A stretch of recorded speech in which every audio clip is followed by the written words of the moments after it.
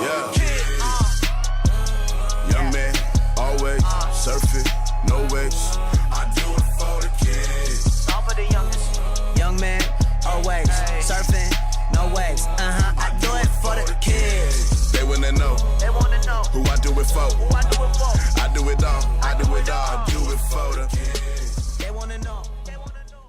Well, hello and welcome to the second ever episode of The Daily Snack. Thanks for tuning in today. If you did not see our first episode yesterday, you've got to go and check it out. I lost a game against Brooke, who's one of our associate pastors, also my wife. She beat me at this game, which I still have not gotten over, in part because of the consequence. I had to eat, I think, the nastiest thing I have ever eaten in my life. And I've eaten some nasty stuff. So, wow, it was bad. I don't know how I even got it down. The room still smells like it. I think I still smell like it. It was bad. Go back and check out yesterday's episode if you haven't seen it. Now, today, I want to dig into the main point that was shared by Brooke after the Snowball Challenge. And it was this.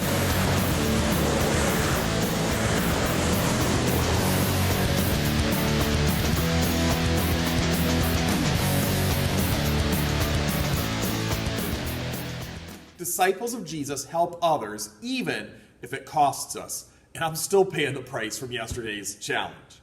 This week, we have been talking about how important it is to help others even when it costs us something. And Jesus, he thought this was pretty important when he lived here on earth about 2,000 years ago. And so he told a story about it. Jesus, one of the great things about Jesus is that when people asked him questions, oftentimes he responded by telling a story. You guys might have a grandma or a grandpa or an uncle who does it. You ask them a simple question and all of a sudden a story comes out. And Jesus, well, he taught the same way. Let me share with you what happens. I am looking here in the Bible. I've got my Bible open. And one day there was a guy who was an expert in what was called the religious law. Can you imagine being a part of a religious system where there were laws to debate? Man, that must have been horrible. Well, this guy came up to Jesus and said, well, what do I have to do to live forever? And Jesus said, well, I don't know, you're the expert, you tell me. And the guy said, well, there's two most important laws that I read. It's love the Lord your God with all your heart, soul, mind, and strength, and love your neighbor as yourself. And Jesus said, righto, you got it. Good job, expert. But the expert, well, he wanted to seem even smarter. So he said, oh yeah? Well, who is my neighbor? And like happened to Jesus a lot of times, he decided to tell a story. And we're going to look at the story. It's found in the third book of the New Testament. So if you find the New Testament, you flip there, and then there's Matthew, Mark, and Luke. And we're going to look in Luke chapter 10. And the story goes something like this. There was once a Jewish man traveling on a trip from Jerusalem to Jericho. Now, back in those days, you rode an animal like a donkey or a camel when you traveled, or else you had to just walk. Well, while this man was traveling, he got attacked by a bunch of bandits. Stay down. Well, the bandits beat him up. They stole everything that he had, and they left him laying half dead by the side of the road. Someone, help, please, anyone. Well, luckily someone did come by on the road. It was a priest at the Jewish temple. Surely this priest would stop to help this guy. Please, help me. The bandits, they beat me up and they robbed me. I think I'll just go over to the other side of the road here and keep going. The priest didn't stop. In fact, he walked all the way over to the other side of the street just to avoid being anywhere near the man who was laying there hurt. Well, thankfully, someone else came along the road, a temple assistant. This was someone who worked with the priest at the temple, serving God. Surely this guy would stop and help. Please help me. I've been hurt badly, and I've been robbed. That's unfortunate. Wow, the temple assistant didn't stop either. That was two people now that should have stopped to help, but chose not to.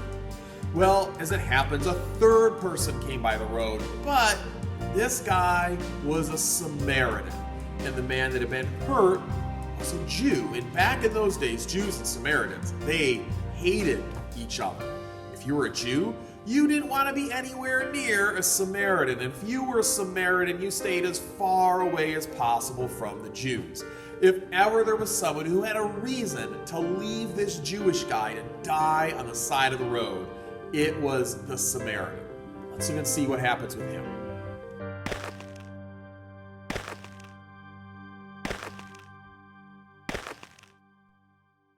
Please, someone help me. Anyone. Oh my, what happened? Bandits. They beat me up and they robbed me. Come on, let's get you some help. The Samaritan did more than just stop him. He also cleaned and bandaged the man's wounds. He put him on his own donkey and he carried him to the next inn. And he paid the innkeeper money to take care of the man until he was better. He even told the innkeeper that if he needed more money, he would pay him the next time he came on that trip. And he did all this to help a man that he didn't even know. It cost him time. It cost him energy. It cost him money. Probably cost him his status back with his fellow Samaritans, but he helped the man anyways. Jesus wanted us to learn a very important lesson from this story that he told. And that lesson is that we should help others even if it costs us something. It cost the Samaritan a lot, but he helped anyways. And that's what we should do. If we are going to be disciples or followers of Jesus, we need to help others even when it costs us something, because disciples of Jesus help others.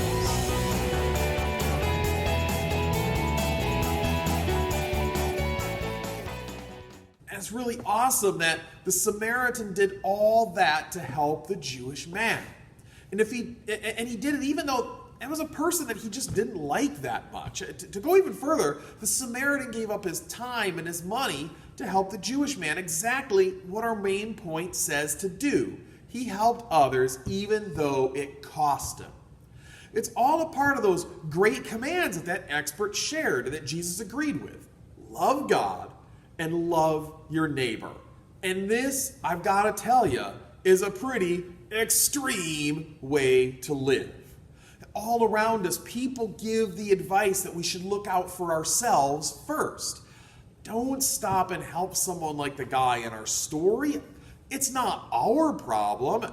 Maybe he did something that caused him to get beat up. Or he could be sick. You don't want to catch anything from him.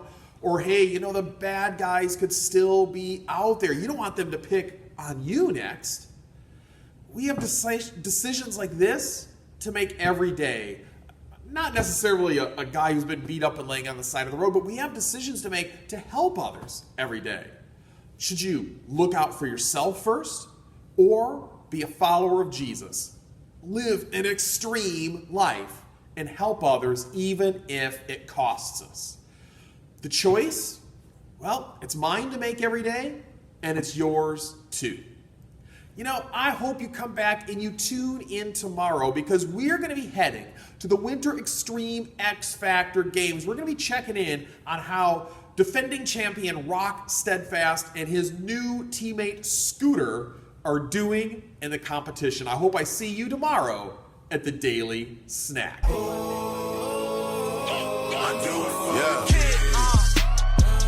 Young man, always surfing, no waves. I do it for the kids. All for the youngest.